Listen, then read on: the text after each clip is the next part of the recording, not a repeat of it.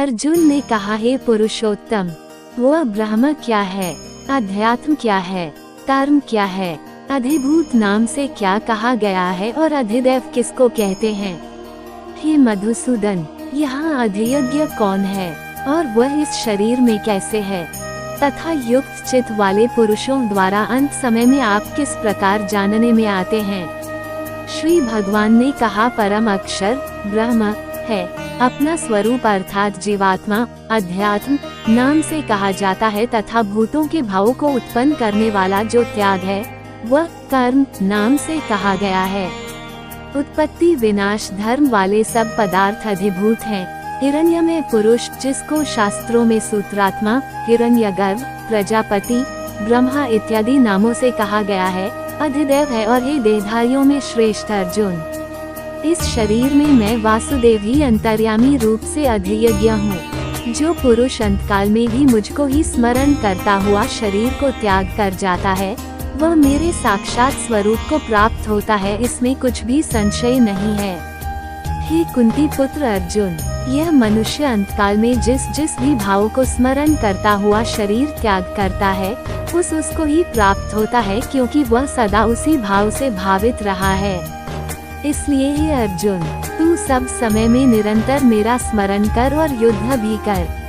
इस प्रकार मुझ में अर्पण किए हुए मन बुद्धि से युक्त होकर तू निस्संदेह मुझको ही प्राप्त होगा। हे पार्थ, ये नियम है कि परमेश्वर के ध्यान के अभ्यास रूप योग से युक्त दूसरी ओर न जाने वाले चित्त से निरंतर चिंतन करता हुआ मनुष्य परम प्रकाश रूप दिव्य पुरुष को अर्थात परमेश्वर को ही प्राप्त होता है। जो पुरुष सर्वज्ञ अनादि सबके नियमता अंतर्यामी रूप से सब प्राणियों के शुभ और अशुभ कर्म के अनुसार शासन करने वाला, सूक्ष्म से भी अति सूक्ष्म, सबके धारण पोषण करने वाले अचिंत्य स्वरूप, सूर्य के सदृश नित्य चेतन प्रकाश रूप और अविद्या से अति परे शुद्ध सच्चिदानंद घन परमेश्वर का स्मरण करता है, वह भक्ति युक्त पुरुष अंतकाल में भी योग बल से भरी कुटी के मध्य में प्राण को अच्छी प्रकार स्थापित करके फिर निश्चल मन से स्मरण करता हुआ उस दिव्य रूप परम पुरुष परमात्मा को ही प्राप्त होता है।